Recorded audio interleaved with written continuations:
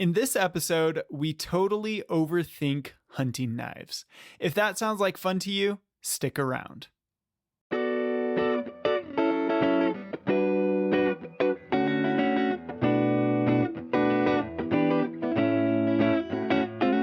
Hey guys, Samuel Allred here. Welcome back to the Persistence Outdoors podcast.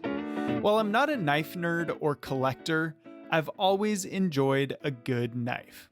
It's partially just a guy thing. I think guys love knives because they're both useful tools and weapons, and that speaks to our instinctual desires to build and protect. If you ever need a gift for a guy and don't know what to get him a tasteful knife. He'll love it. Also, in a way, knives are symbolic of a rugged outdoor lifestyle. Since before the Stone Age, outdoorsmen have used knives to hunt and survive. And now, in 2026, I still wouldn't even think of leaving on a hunt or a backpacking trip without a good knife. It's easy to overlook the subtleties of a quality knife. At some level, they're all the same, right? They cut things. But when you look closer, you'll start to appreciate the details that separate mediocre knives from great ones. This episode might even change your view on what type of knife to get your kids.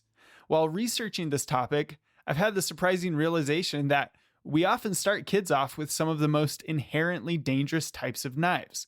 Dangerous in the sense that they're likely to cut the user. So today, we'll examine the finer details of hunting knives, including blade geometry, types of steel, fixed versus folding knives, handle types, and more. Before we get into it, I want to say thank you to everybody who follows this podcast. And if you don't follow the podcast already, please take a moment to hit the follow button. It will help the podcast grow, and as it grows, help more people get outside and into hunting. Also, if you have any questions or want to reach me, feel free to shoot me a message on the Persistence Outdoors Instagram. I love answering questions and giving recommendations when I can, and it's great to hear your feedback so I can plan content for the future. Let's start by talking about the blade geometry, and we'll start at the point. For hunting knives, there are three main types of points. You will see drop points, you will see trailing points, and you will see clip points most often. You could use other types of knives for hunting and they might work fine, but usually you're going to see these 3 points. So a drop point is where the blade, the edge of the blade curves up towards the spine, and the spine also tapers down towards the point. And so it creates just a little bit of a sharper point than you would have if you had a straight spine. And it's a very common shape that you will see often on skinning knives. A drop point gives you a pretty robust knife. Often the blades will be fairly wide and sort of stocky. And they're good for skinning because they have that long edge and that deep belly. And they're also good for working around joints and bones because with that thick blade, you're not going to break it off as easily. And you can actually use it to get some leverage in those joints if you need to. A trailing point is going to be a little bit more delicate than a drop point. And the idea of a trailing point is that it helps you make long, smooth cuts. You will see a trailing point on longer, thinner knives like boning knives. And these are going to be longer, flexible blades that are used for processing an animal after you've broken it apart in the field. And the flexibility and that trailing point help you make long, smooth cuts. And also the finer point allows you to be a little bit more detailed when you need to be. And then finally, you've got clip point blades. And clip points have sort of an iconic shape. If you think of a classic Bowie knife and think about the tip, it looks like there's a crescent taken out of the metal towards the tip. And this allows you to have a sturdy blade, but with a finer point for detailed work. And when you're hunting, you'll most likely see a clip point on something like a case knife. It's a little pocket knife, usually has multiple blades, and people use them commonly for small game. You could also have a larger knife that has a clip point, and this would be useful because you could have the long cutting ability, but also that finer tip for caping an animal. And caping is just skinning around the head and neck so that you can then have the animal mounted by a taxidermist. However, with that finer point, you're not going to have as much strength as a drop point blade. And so you might lose some of your capability to get some leverage in joints as you're breaking down the animal. You could end up breaking off the tip of your knife. So those are the main three types of points you will see on a hunting blade. If I had to choose one, I would choose a drop point just because it's the most versatile and the strongest. And I've certainly broken down and processed entire animals with a drop point blade, no problem. But you can kind of take your pick depending on your preferences and what you need to do with your knife.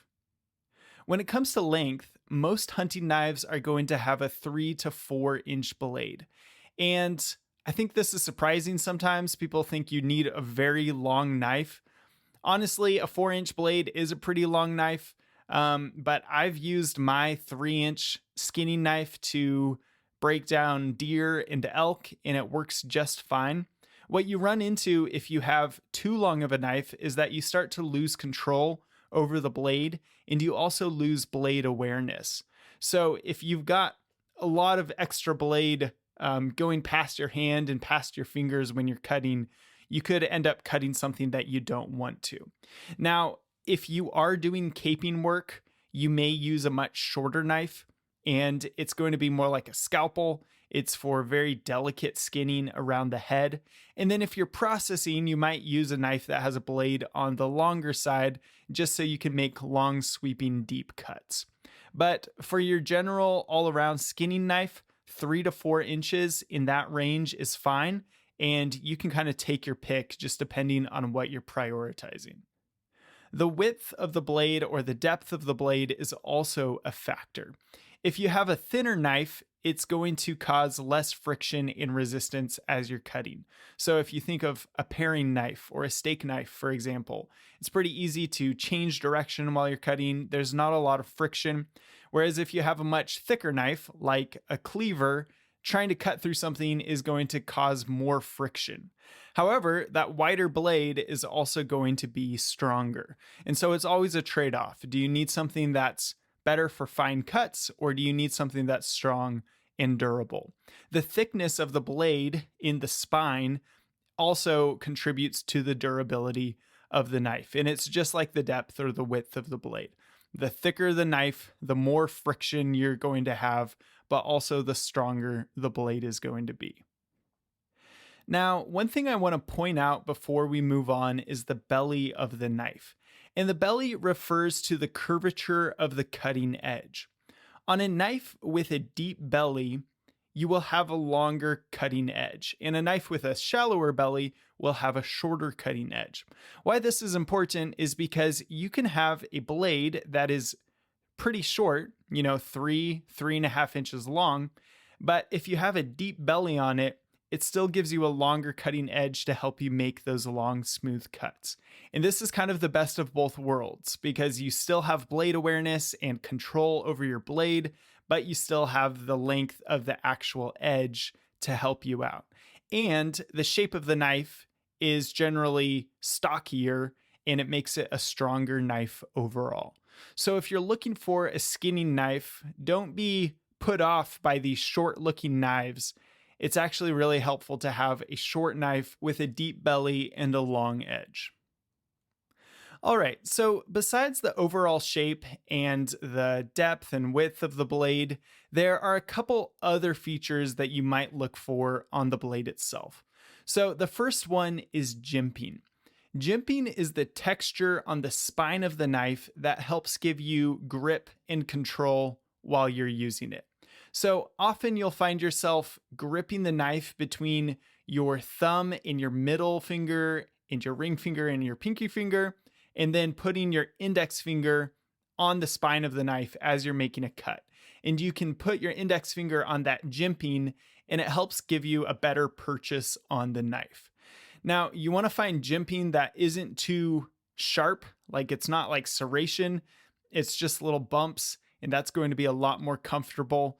But having some jimping is a really great feature on a knife blade. Now, there are some features that I don't think are necessary. Sometimes you'll find serrated knives, and there are very few times when I actually want a serrated knife.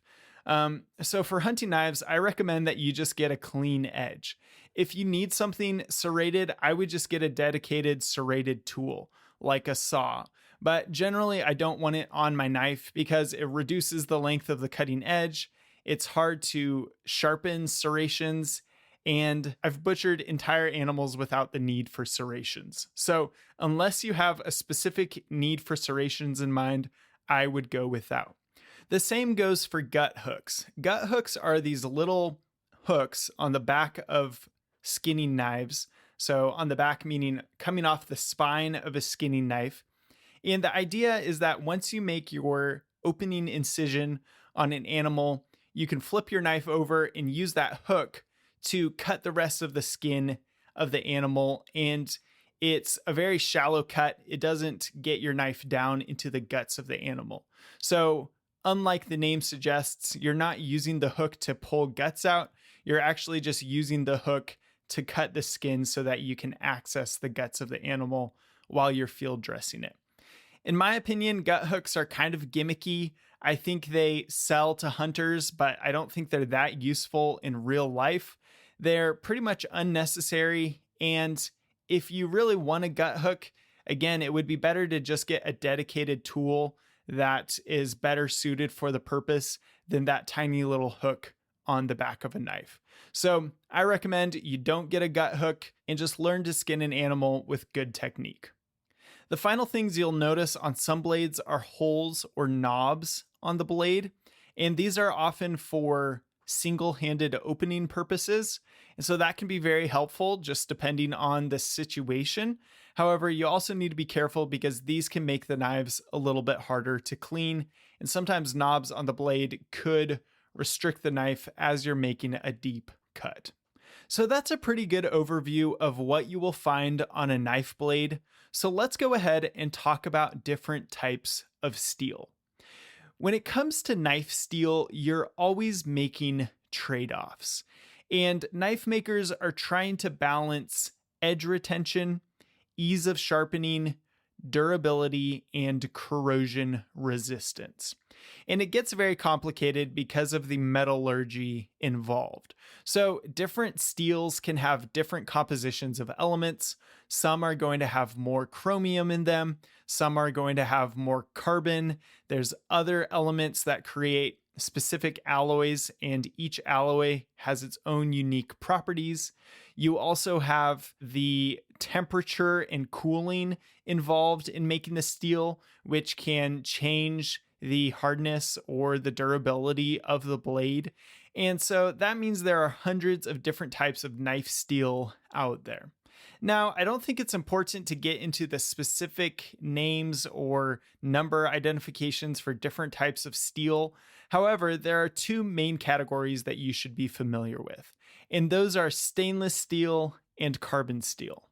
You're likely familiar with stainless steel because most kitchen cutlery is made from stainless steel. Stainless steel just has a high chromium content, and that's what gives it its corrosion resistance and its shiny mirror-like finish. The main advantages of stainless steel are that it won't rust easily and that when you sharpen them, their edge will last a long time. It makes it a low maintenance knife. However, they're typically harder to sharpen and they won't get as sharp overall as a carbon steel blade. So carbon steel, on the other hand, doesn't have any or has a low chromium content. And they also have some unique properties. Because of the makeup of the steel, carbon steel typically holds a sharper edge than stainless steel, and they're also a little bit easier to sharpen. However, they tend to get dull faster, and you need to clean and dry them to avoid rust. Some carbon steel blades will even need to be oiled to prevent corrosion. So, once again, it's a give and a take. Do you prefer a blade that is low maintenance and that you won't have to sharpen very often? Or do you really prioritize that razor sharp edge that you can achieve with carbon steel? Personally, I kind of like carbon steel, maybe just because I'm a bit of a contrarian, but also when I'm cutting up an animal, I really want a sharp knife. And if it takes too long to sharpen the knife, I'm likely just going to not do it, or it's going to be kind of frustrating and maybe I won't get the nice edge that I'm trying to achieve. So I kind of lean towards carbon steel. However, you can't beat the rust resistance of stainless steel. And there are some really good stainless steels out there that kind of strike a nice balance between ease of sharpening and durability. When you're buying a knife, the type of steel is very much going to affect the price point of the knife. If you've ever tried to sharpen a cheap knife, you might notice that it seems brittle, it takes forever to sharpen, and you might even have little chips coming out of the blade. I remember trying to sharpen this cheap pocket knife for one of my brothers, and he was all excited that it was going to be sharp, and it took me maybe half an hour to get that thing sharp. And even once I had it sharpened, it just wasn't that sharp overall. And that's just because it was a cheap stainless steel. Probably wasn't meant to be sharpened. Some people will just buy knives and then never sharpen them. On the other hand, I have a hunting knife, and I believe it's also a stainless steel, but it is much easier to sharpen and it holds a sharper edge. And so it makes it a great tool for actually breaking down an animal. So if you're looking at two knives and they seem very similar, but one is priced way differently than another, it may have to do with the steel that it's made from. All right, let's talk about fixed versus folding blades. When it comes to hunting, fixed blade knives have some clear advantages. The first one is that they're easier to clean. A folding knife will have some sort of a joint, and it means that blood and gunk can get in there and it can get gross and you'll have to clean it. And typically that's hard to do in the field. With a fixed blade knife, though, all you have to do is wipe it off and you're good to go. Fixed blade knives can also be stronger than folding knives. A good fixed blade knife will have a full tang, meaning that the steel from the blade will extend all the way through the handle.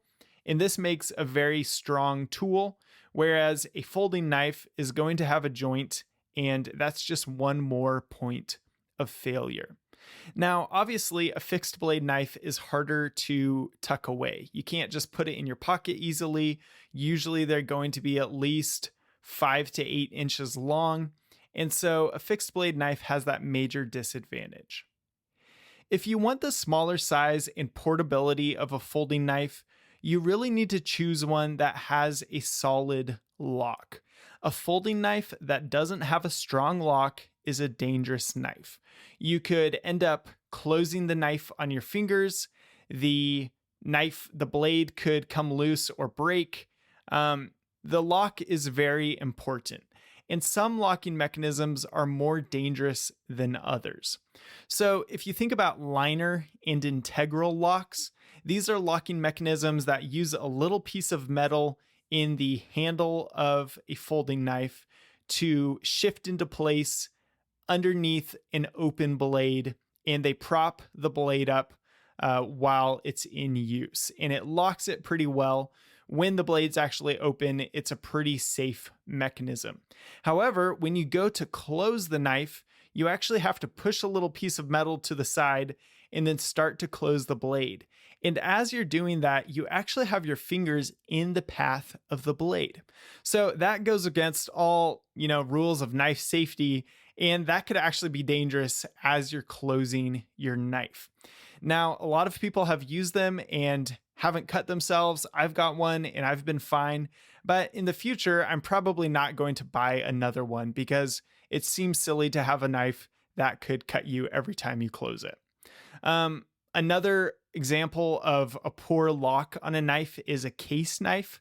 So we talked about those in the beginning. These are kind of your classic granddad pocket knives. They will have wood or bone inlays and usually two different blades. And they look really nice and they can feel nice in the hand, but many of them don't have any real locking mechanism to prevent them from closing. And this can be super dangerous because you might be cutting and just change direction, or you could catch the tip of the blade on something, and those blades can actually close on your fingers. And I know people who have closed those knives on their fingers and cut the backs of their knuckles. So when you're looking for a folding knife, just think about which types of locks are going to be the most safe. Nobody thinks it's going to happen to them. Nobody thinks they're going to cut themselves, but especially in a hunting scenario where you could be far back in the backcountry with nobody else around, a cut could become a really bad problem. And I would rather just avoid getting cut in the first place by choosing a knife that has a safe lock. Now, another part of this is that we often give kids small pocket knives that don't have any real lock on them.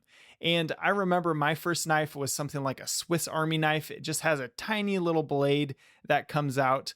But that type of blade in a kid's hands could very easily close on their fingers. And it's just not really safe. The next knife that a kid will get is like a case knife, right? So someone gives them their old case knife and they think that's cool because it has two blades. But again, that doesn't have a safe lock. Or maybe you get your kid a cheap knife and it has a liner or integral lock because those types of locks are cheap to produce. Well, once again, these types of knives are the least safe knives you could possibly give your kid. So when you're choosing a knife, especially a first knife for your kid, think about that, because a knife that can close on their little fingers is much more dangerous than even an imposing looking fixed blade knife. Let's move on and talk about knife handles. Generally, for a handle, you just want something that is textured that you will be able to grip with wet or bloody hands. It gets messy when you're breaking down an animal, and so you just need something that's not going to slip. There are lots of knives out there that are made with a rubber or nylon handle, and these can be great. Usually they have some texture, they're very grippy. You can also find a laminate handle like G10, for example. G10 is a fiberglass laminate. It's fiberglass soaked in resin, and it gives you a nice grippy texture. You will also find knives that have wood or bone handles. And these can look nice, but they are going to wear sooner, and they're likely not going to give you as good of a grip. The handle can also contribute to the overall weight of the knife. So sometimes you will see handles that have holes in them or are just an extension of the blade material. And those can be fine. Again, they're not as grippy as something like a nylon or G10 handle, but they will save you some weight, and that may be worth it to you depending on the type of hunt you're going on. I think handles, just like locks on folding knives, handles actually contribute to the safety of the knife. If you have a handle that slides right into the blade and there's not much difference, there's a chance you could push your hand up over the blade accidentally and cut yourself. So you just want something that's going to give you a good purchase and is not going to slide around or allow your hand to slip. One type of knife we haven't talked about at all so far is the disposable knife. And disposable knives have become very popular with hunters because you can bring along razor sharp blades in a package. They're never going to touch anything except for the hide of that animal, and it can help to cut through thick, tough, stretchy hide into hair. And so they're super sharp. They're like razor sharp. Once the edge dulls, you just replace it with a brand new fresh edge. It can be very quick. You don't have to spend time sharpening your knife, and you're good to go. If you've ever skinned a deer or an elk, you know that that skin can be very tough, especially if you get a rutting animal and you're up near the neck. Man, the skin on an elk could be a couple inches thick up there. And so having a razor sharp blade could be very useful. Now, the downsides of disposable knives are just that they're not as durable, so you're likely going to have to bring backup blades. And they can also be dangerous when you're replacing blades. You have to be careful not to cut yourself even when it's dark or even when you're cold and your hands are bloody and you're trying to use your fine motor skills to replace that blade. Another problem with disposable knives is that the blades can break easily. They're not made for tough work around joints or around bones. They're really just made for cutting through skin. And so it would be easy to break off a blade, and then you would have to go find the razor sharp piece of broken blade, and that could be a bad scenario. The last thing about disposable knives is that they're super sharp. And I know I've said this, but I've heard stories of people accidentally driving these into their leg. So I heard a story of a guy who I think he kneeled on his disposable blade. It went into his knee and he didn't even notice. It was that sharp. He didn't even notice until he felt blood coming out of his knee. And that is, just a terrifying situation that could actually kill you. You could actually bleed out quickly, especially if you're far away from civilization. So you really need to keep that in mind. If you're going to use these, they are razor sharp, and you've got to be extremely diligent so as not to accidentally hurt yourself on the mountain. I think knife safety is sometimes taken for granted. I actually did an episode on knife safety not so long ago. So if you want to refresh your knowledge and also think about it from a hunting perspective, go check out that episode on knife safety. It's number 67. Assuming you're not using a disposable knife, or you have at least one reusable knife, let's call it, you'll need to learn to sharpen your knives. And I think this is something that you should just learn to do sooner than later. It can be fun. It's really nice to have actual sharp knives. I think I spent 2/3 of my life without sharp knives. And now that I use sharp knives all the time, they're so much nicer, so much easier to use, and really enjoyable. So just learn to sharpen knives. There's all sorts of different things you can use to sharpen knives. I recommend a diamond and ceramic sharpener. You can get something like the Work Sharp Field Sharpener. That's what I use for my hunting knives, and it makes it really easy to find the right angle and get the right grit. You have a fine diamond grit, and then a ceramic rod, and then even a strop. Makes it super easy. You can get a perfect edge. You could also learn to use a whetstone if you want. The only thing that I would stay away from are pull-through sharpeners. They will often take off a lot of material from your blade, and if they don't have the right grind angle, they could take a long time to actually sharpen your blade, and then your blade will have a suboptimal angle for the type of steel that your knife is made from. Pull-through sharpeners are an easy option. They're simple, they make sense, but I prefer something that gives me a better edge and doesn't take off as much material. Knife sharpening seems like a dark art when you don't know how to do it, but once you learn the basic principles, it gets really easy. You can sharpen with a whetstone, you can sharpen with a diamond sharpener, ceramic, whatever, doesn't really matter. I'm not going to explain the entire process here, but I recommend you go find a simple YouTube tutorial. You will learn how to sharpen a knife in 5 minutes, and then you can just start practicing and getting better as you go along. To round out our discussion, we should talk about sheaths. So if you have a fixed blade knife, you will need some sort of sheath, and these can come in all sorts of different materials. Some will be leather, some will be nylon, some will be plastic, others will be Kydex. Really, you're always looking for the same thing when it comes to a sheath. You want something that is easy to attach to your body or to your pack or wherever you want to carry your knife, and something that has some retention on the knife. The modern Kydex sheaths are great because you can actually stick your knife in there and there will be some positive retention, and you can even carry your knife upside down. So with the blade pointing up, covered by the sheath, you could put it on the shoulder strap of your backpack and have the knife stuck in there. You could put it sideways and the knife isn't going to fall out. It makes it really nice. The other thing with the sheath that you want to look for is something that is easy to clean.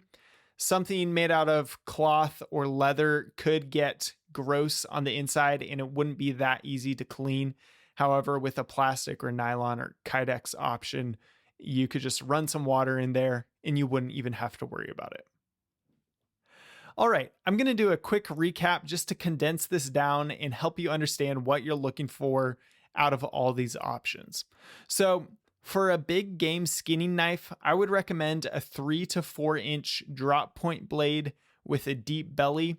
This is going to give you the capability to make skinning cuts and also have some leverage and sturdiness around the joints of an animal. These knives are super versatile. You could use it in survival situations or as a camp knife as well. You really can't go wrong with this sort of knife. Now, if you're hunting small game and you need a knife to process small game, that bigger skinning knife with the deep belly might not give you the detailed control that you want. Honestly, when I'm skinning small game, I just use game shears. They're like big kitchen scissors or like garden shears, and that usually does the trick for me. I hardly even use a knife. But if I were going to use a knife, I would just get a knife that has a finer point for more detailed cuts. So really any sharp, small knife is going to do the trick.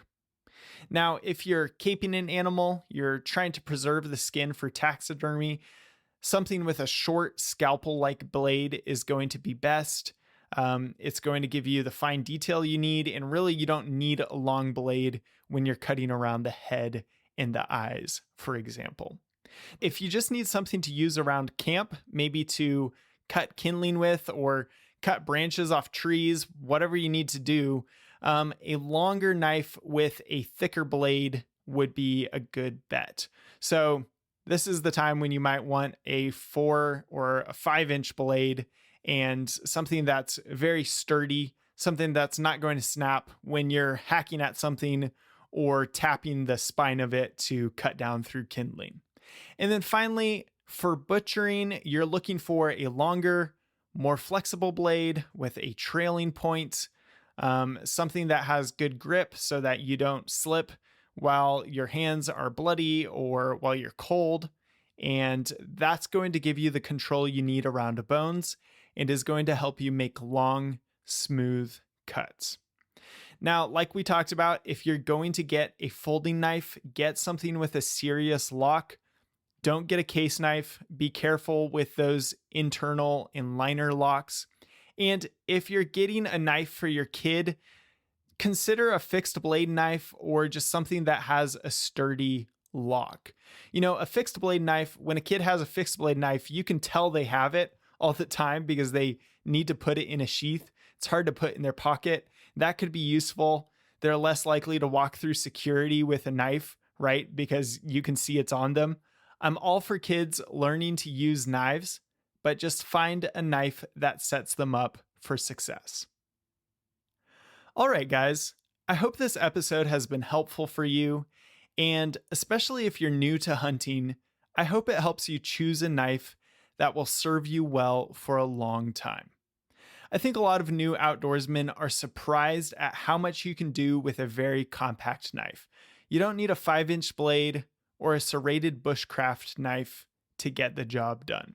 Those can be fun, but they're just not what experienced hunters typically reach for in real life. With that, I think I'll wrap this up. Have a great week, everybody, and I will catch you on the next one.